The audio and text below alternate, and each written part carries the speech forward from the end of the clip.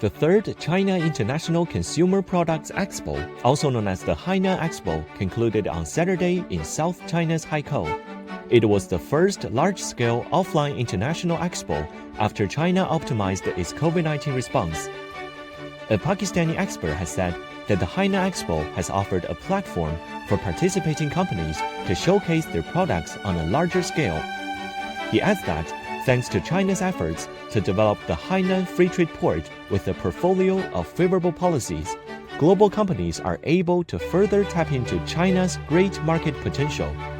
In a post-pandemic era, this is the first biggest platform China is giving to the rest of the world. And such a big platform, well organized at a bigger scale, as we see that the numbers are 20% more than the last time.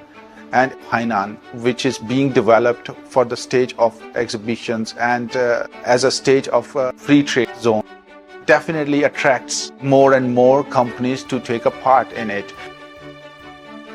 They took it as an opportunity for two reasons.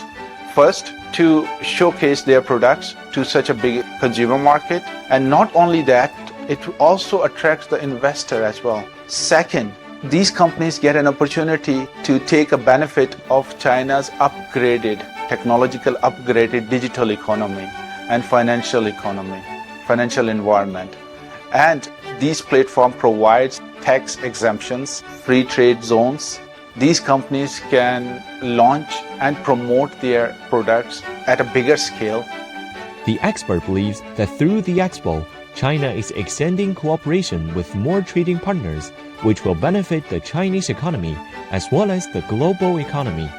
Through these exhibitions and expos, China is giving a positive sign to the world, and that China is ready to participate. Also, not only participate, but also encourage the extension of the trading partner. China is a big consumer market, so ultimately it will result in increase in a global production, and that will lead its part in a global growth. And it will definitely give a benefit to Chinese economy as well, global economy.